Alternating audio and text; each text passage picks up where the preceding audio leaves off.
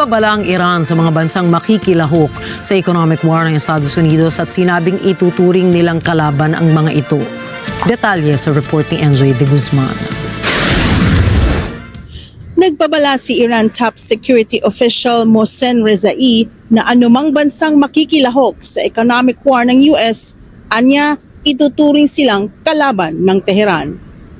Ayon kay National Security Council Secretary Rezai, kakausapin muna ng Iran ang nasabing mga bansa at hihilinging huwag makialam sa kaguluhan. Gayunman, kung tatanggi ang mga ito, pupuntiryahin ng Tehran ang kani-kanilang mga interes. اگر ایشون بخواد حالا یه کارایی انجام بده مقابله ما مقابله به مثل زلزله وار خواهد بود.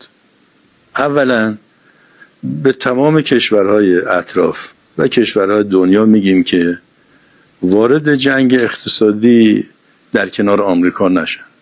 هر کشوری که شریک بشه در ایجاد محدودیت اقتصادی علیه ما او رو دشمن تلقی میکنیم.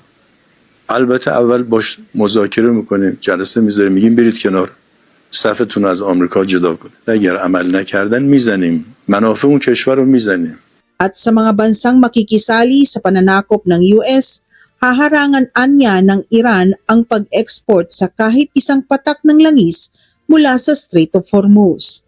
Ayon sa Iranian official, natuto na silang baliwalain ang US sanctions sa loob ng maraming taon at patuloy na nakapagbenta ng langis sa kabila ng US naval blockade.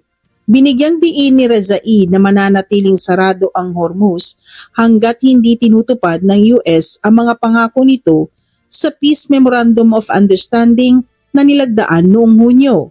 Anya, pupuntiryahin ng Iran ang anumang paggalaw ng US sa southern shipping route sa Strait of Hormuz at aatakihin nila ang anumang pagkikita na sangkot ang Washington at anti-Iran groups sa rehiyon.